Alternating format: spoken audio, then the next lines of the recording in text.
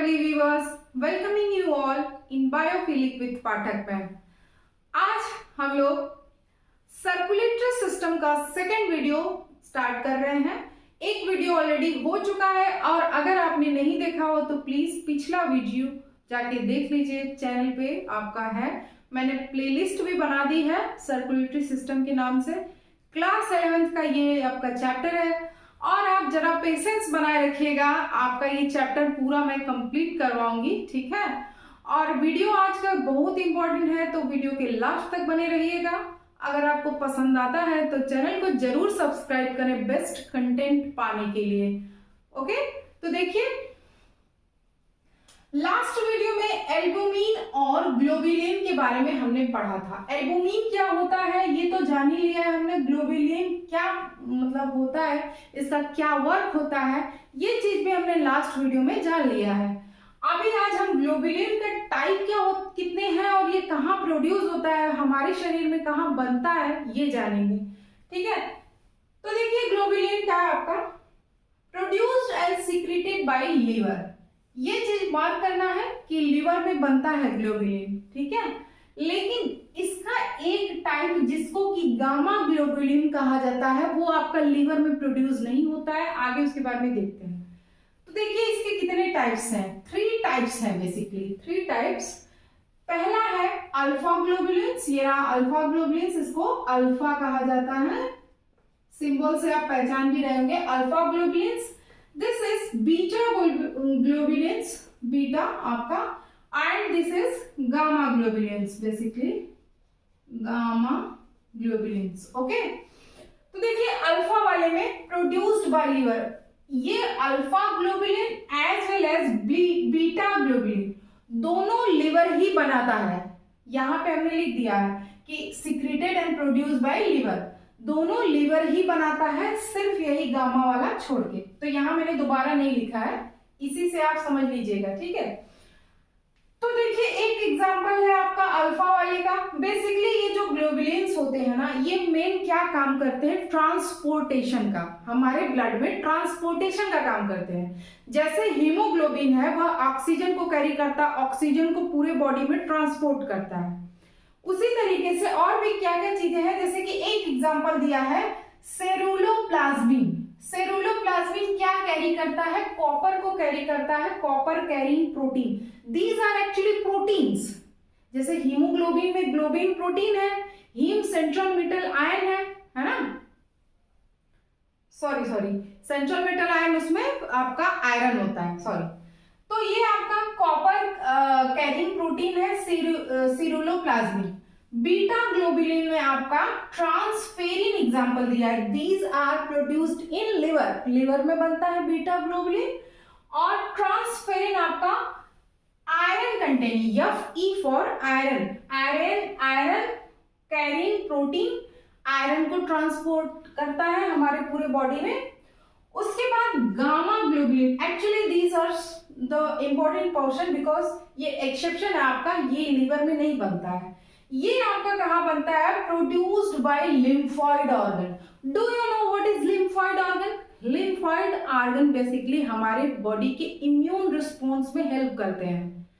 Class 12th में ये chapter आपका मिलेगा, आपका ह्यूमन हेल्थ एंड डिजीज में, ओके। आप पढ़ेंगे जब क्लास 12th में जाएंगे तो। लिम्फॉइड ऑर्गन हमारे बॉडी में इम्यून रिस्पॉन्स को जो है दिखाता है। इम्यून रिस्पॉन्स का मतलब कि किसी भी एंटीजन के प्रति हमारे बॉडी में जो भी आपका बचाने का कार्य चलता है, बेसिकली प्रोटेक्शन का वर्क चलता है, these are called immune response. वरना हम प्रतिदिन बीमार पड़ते है ना, ये छोटा मोटा सर्दी जुकाम या अन्य कोई बीमारियां हमें जो है ठीक कर देती हैं बिना दवा के भी, क्योंकि हमारे बॉडी का इम्यून रिस्पॉन्स ठीक होता है, उनसे लड़ने में मदद करता है, समझ गए। देखिए उसको हम लिम्फॉइड ऑर्गन को बी लिम्फोसाइट कहते हैं। देखिए ये लिम्फोसाइट आप पढ़ेंगे कि बी लिम्फोसाइट होती है, T4 लिम्फोसाइट होती है, बहुत सारे नाम होते हैं। तो जब क्लास 12 में आपको पढ़ना होगा तो ठीक है जानेंगे। इसको बस इतना जान लीजिए कि लिम्फॉइड ऑर्गन बनाता है और बेसिकली बी लिम्फोसाइट भी इसको कह सकते हैं। बेसिकली बी लिम्फोसाइट ही इस चीज को बनाता है, गामा ग्लोबुलिन को, ठीक है। अब ये present in the form of antibodies. देखिए इम्यून रिस्पॉन्स में जो प्रोटीन सिक्रीट होती है, बेसिकली जो इम्यून रिस्पॉन्स होता है ना, उसमें जो प्रोटीन्स ही होती हैं जो कि आपका एंटीबॉडीज के रूप में होती हैं। तो आपका present in the form of antibody, तो वो एंटीबॉडी के रूप में प्रेजेंट होती हैं। ये जो आपका गामा ग्लोबुलिन है ये बनाया जाता है लिम्फोइड ऑर्गन में, और ये किस फॉर्म में मौजूद होती है हमारे शरीर में? प्रोटीन के फॉर्म में। उन प्रोटीन्स को एंटीबॉडीज कहते हैं, इम्यून रिस्पॉन्स जिसको बोलते हैं, ठीक है। Also called immunoglobulins. Actually antibody को ही इम्यूनोग्लोबुलिन भी कहा जाता है, कुछ अलग नहीं है। इम्यूनोग्लोबुलिन इज इक्वल टू आपका antibodies, both are same thing, both are protein, yes in nature protein होता है, ध्यान रखिएगा, ठीक है। अभी आगे देखते हैं, थोड़ा सा प्लाज्मा में 2-3 पॉइंट और है, उसके बाद इरिथ्रोसाइट शुरू किया जाएगा।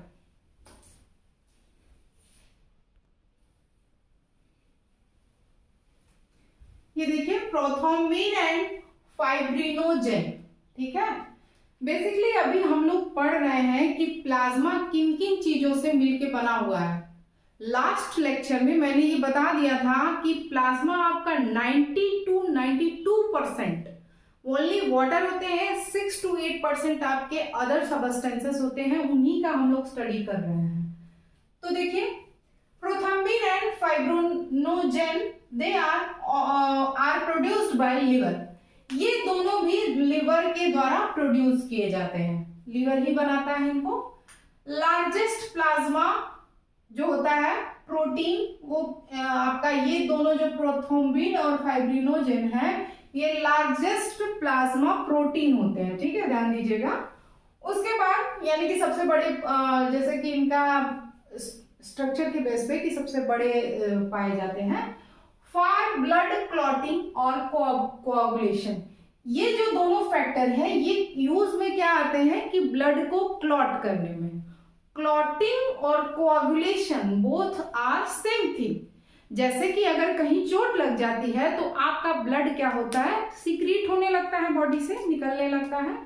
तो अगर थोड़ी देर बाद आप नोटिस करेंगे तो ब्लड क्लॉट हो जाता है, ठीक है। क्लॉट मतलब जम जाना, फिर आपका जो बहाव हो जाता है खून का वह रुक जाता है। वह क्यों होता है? आपका ब्लड क्लॉटिंग की वजह से, ब्लड का क्लॉटिंग या कोएगुलेट हो जाना, एक जगह जम जाना, इकट्ठा हो जाना, ठीक है। तो both are same thing.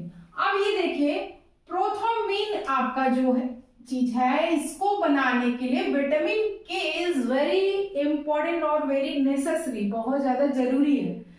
Vitamin के का आपका केमिकल नेम होता है फाइलोक्विनोन। अगर विटामिन का अलग से आप चैप्टर पढ़ेंगे तो वहां जानेंगे, ठीक है। अभी देखिए कुछ मिनरल्स भी होते हैं, अगर हम इनका नंबरिंग कर दें तो ये मेरे ख्याल से तीसरे या चौथे नंबर पे आएगा, ठीक है। उसके बाद आपका मिनरल्स है।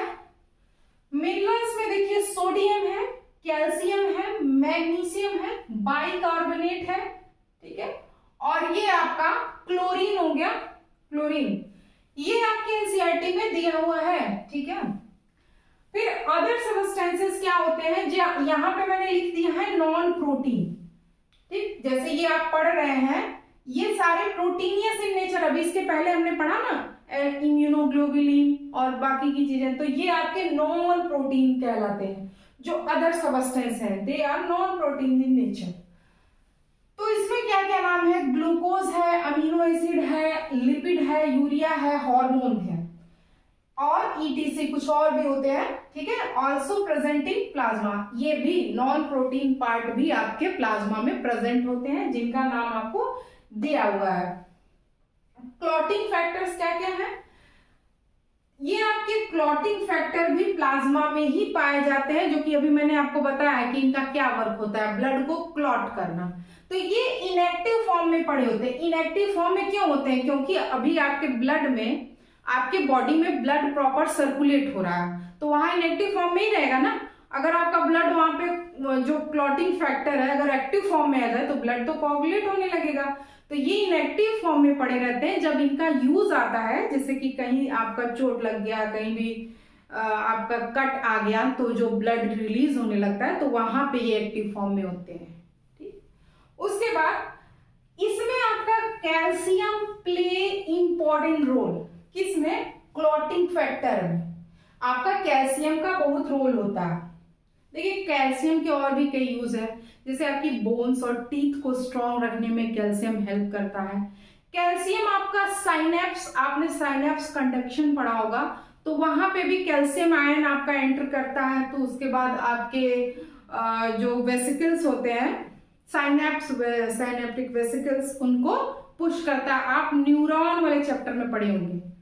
ठीक है, तो ये इसका एक ये यूज है। और बाकी देखते हैं, plasma without clotting factor called serum.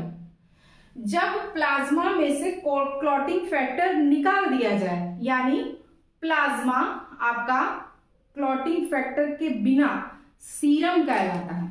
कोई पूछे कि सीरम, क्योंकि ये एनसीईआरटी में दिया है तो इंपॉर्टेंट चीज है कि सीरम क्या होता है, तो आप कह सकते हैं कि अगर प्लाज्मा में से क्लॉटिंग फैक्टर निकाल दिया जाए तो उसको सीरम कहा जाता है। ठीक है, अब हम लोग इरिथ्रोसाइट शुरू करते हैं।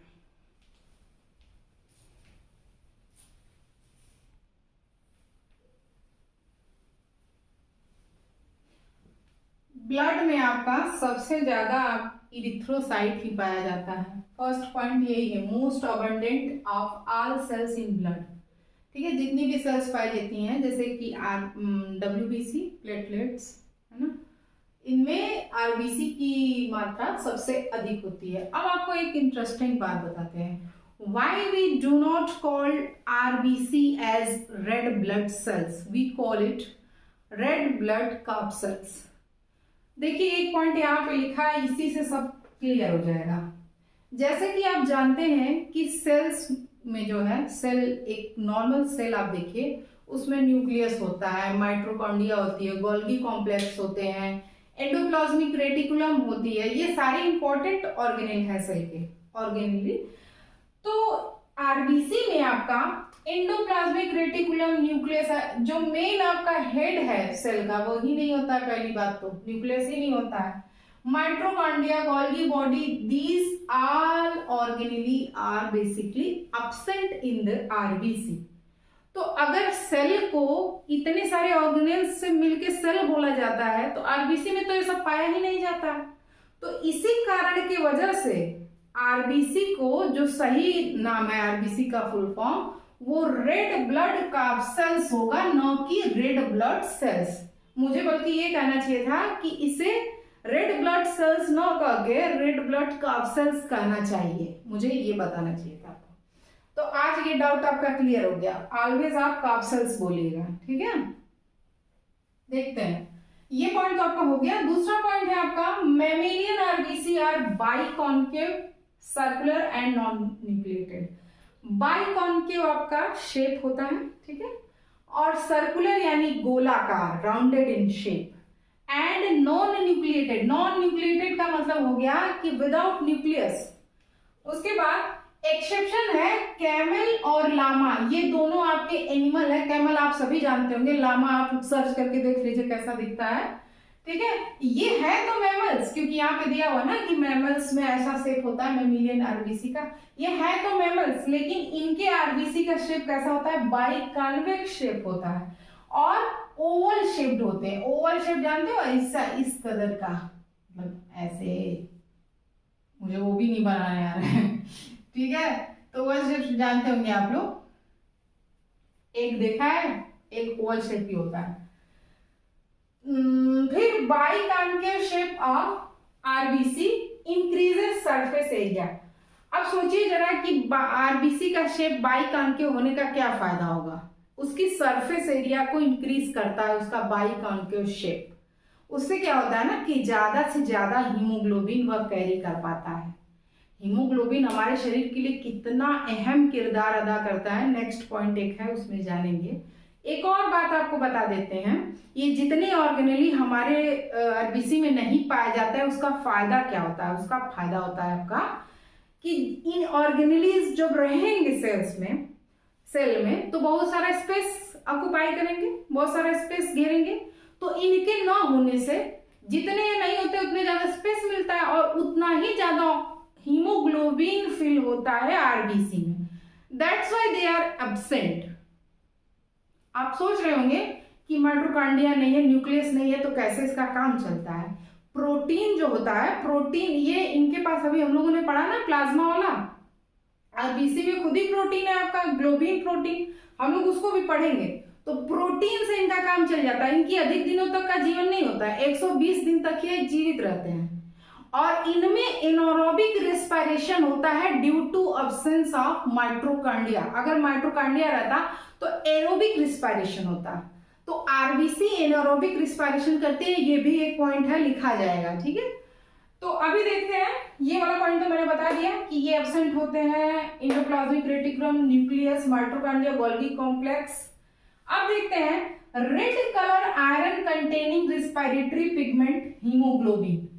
ये देखिए रिस्पायरेटरी पिगमेंट क्यों लिखा हुआ है। आप जानते हैं कि आपको ऑक्सीजन चाहिए रिस्पायरेशन के लिए, ऑक्सीजन आप लेते हैं, इनहेल करते हैं और उसके बाद एक्सहेल करते हैं कार्बन डाइऑक्साइड को।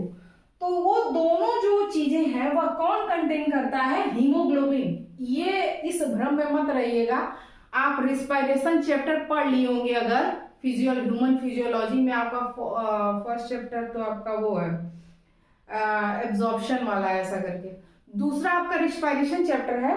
तो उसमें ये दिया हुआ है कि हीमोग्लोबिन न सिर्फ आपका ऑक्सीजन कंटेन करता है एज वेल एज ये कार्बन डाइऑक्साइड को भी कैरी करता है, ठीक है।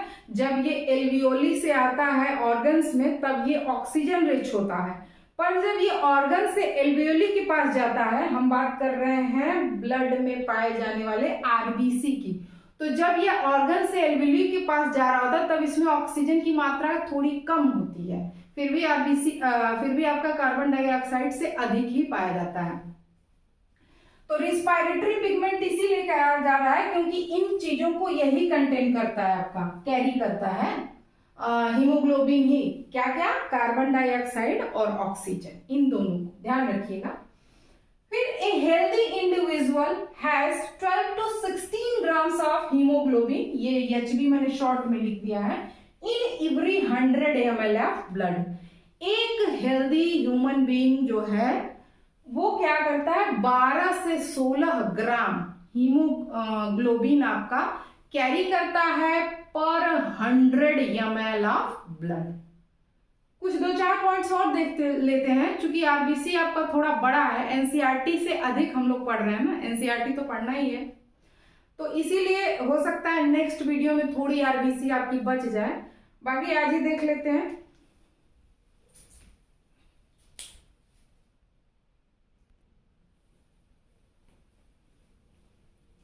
Plasma membrane of RBC is called Donnan's membrane.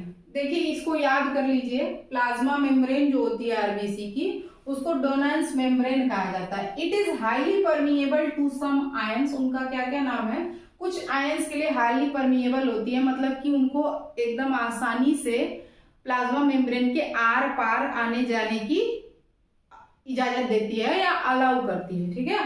तो उनका क्या क्या नाम है, जैसे क्लोरीन है और ये बाइकार्बोनेट आयन हो गया आपका, और क्या क्या है, ये दो ही है, ठीक है।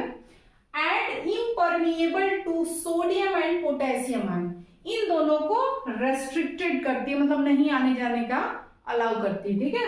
उसके बाद इट इज कॉल्ड डोनांस फेनोमेनन, ये जो अभी प्रक्रिया हमने पढ़ा कि ये हाईली परमिएबल है क्लोरीन और बाइकार्बोनेट के लिए, और आपका इन दोनों के लिए इम्परमिएबल है, इस फेनोमेनन को डोनांस फेनोमेनन कहा जाता है।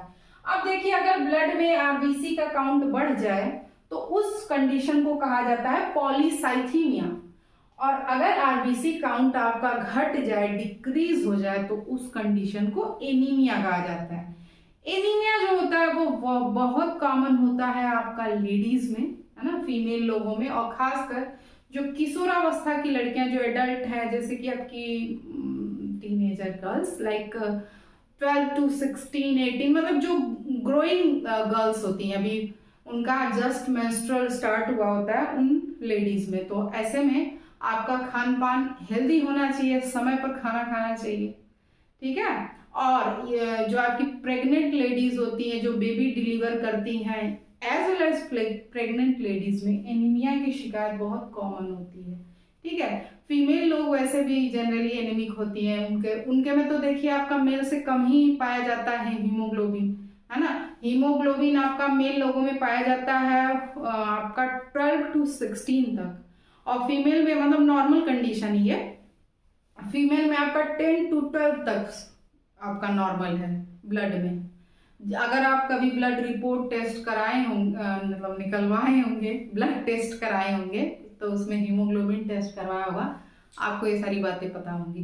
तो देखिए आज का लेक्चर यहीं खत्म करते हैं। आपका आरबीसी में अभी 4 से 6 पॉइंट बचे हैं, हालांकि जरूरी है तो उनको हम कवर करेंगे, ठीक है। वीडियो आपको कैसा लगा ये बात कमेंट में जरूर लिखिएगा, और प्लीज चैनल को सब्सक्राइब करना मत भूलिए, अभी सब्सक्राइब कर दीजिए। मैं यहाँ पर आपको बेहतर से बेहतर कंटेंट प्रोवाइड करूंगी, आपको बिल्कुल बोरिंग फील नहीं होगा, बहुत इजी वे में पढ़ाऊंगी। ओके, कैसा लगा आपको वीडियो? लाइक जरूर करिए पसंद आया तो। Thank you so much for watching.